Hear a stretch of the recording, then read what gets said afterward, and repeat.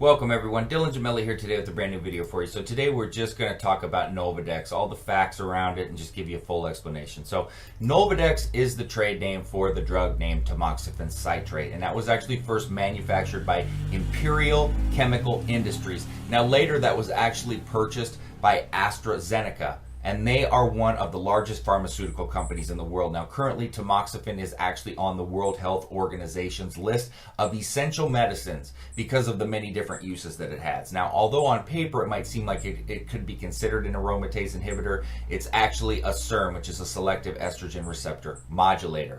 So the main medical use of Nolvadex is in treatment of both early and advanced breast cancer in pre- and postmenopausal women. Also, it's the most common treatment for male breast cancer. So the FDA has approved Nolvadex for the prevention of breast cancer in high-risk women with a recommended use set at 10 years. Now, studies have shown the chance of reoccurrence of cancer drops 66%. And another use for tamoxifen in women is for infertility, and a recommended dosage there is 10 to 40 milligrams per day during a woman's cycle. Studies have shown it possibly doubles the chance of pregnancy, and recently Nolvadex has been used to treat bipolar disorder, though the medical data on this is kind of still being investigated. Now, Nolvadex works very, very similarly to Clomid. It's an antagonist of the estrogen receptors to which it binds itself, preventing active estrogen from binding in its place. Unlike aromatase inhibitors like Aromasin, Letro, Arimidex, which actually reduce the flow of estrogen in the body, Nolvadex merely blocks it from the receptor. This means there's a greater chance of estrogen rebound effect. Now, in bodybuilding, let's talk about that. In the late 80s, Dan Duchaine was the one that speculated Nolvadex could be used to help with gynecomastia. Since that time, it's become popular as an anti-gynecomastia treatment and for on-cycle use in guys that are prone to gyno.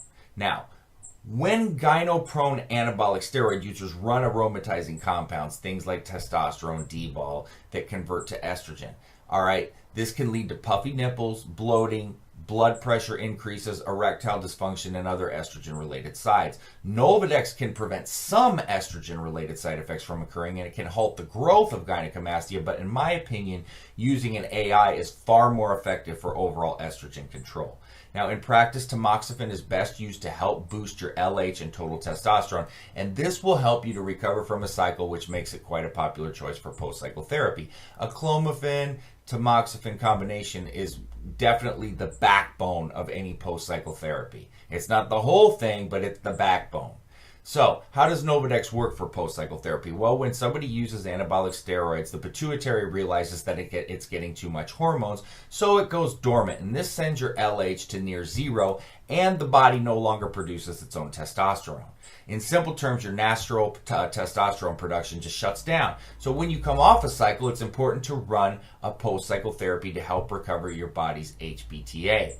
Now, tamoxifen does not mimic the LH in the body like HCG. Rather, it stimulates the hypophysis to release more gonadotropins. Now, gonadotropins are protein hormones that are secreted by gonadotrope cells of the pituitary gland, and they stimulate faster and higher release of your FSH, or your follicle stimulating hormone, and your luteinizing hormone, your LH. Now, when this happens, the rise in LH is going to spike up the total testosterone levels, allowing a smooth post-cycle therapy. As a result, it's going to help you to minimize any losses and muscle gains until your own body is able to properly recover. Now, tamoxifen works just like Clomid does, by stopping estrogen from going into the pituitary, which manipulates it into producing LH. In turn, it then signals the Leydig cells to produce testosterone. Now, many users of Nolvadex have run blood work showing LH levels rise from 0 to over 10 IUs, which is above the normal reference range for an adult male. And as a result of this, your testosterone levels then go up.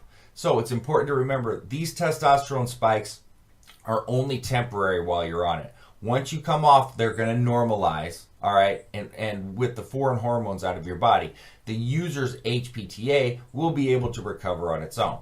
Now, milligram for milligram, Nolvadex is actually a lot stronger than Clomid is. They're similar in that they are both SERMs and simply prevent the estrogen from binding to receptors where it can cause a problem. Neither are aromatase inhibitors, all right? In terms of bodybuilding, it's up to the user to decide which one they prefer through experience.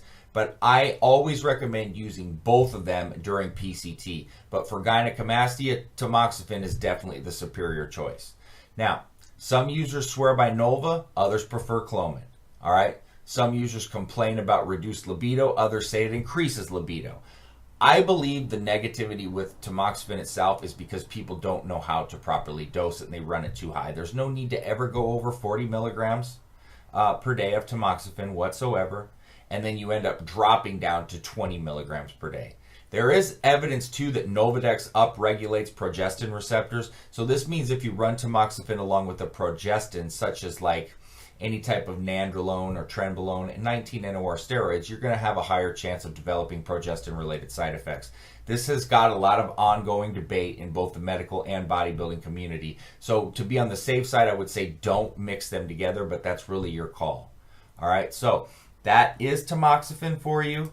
All right, Nolvadex. So that's basically all the info I wanted to give you on there to fully educate you and get you up to speed on it. So Dylan Gemelli signing off.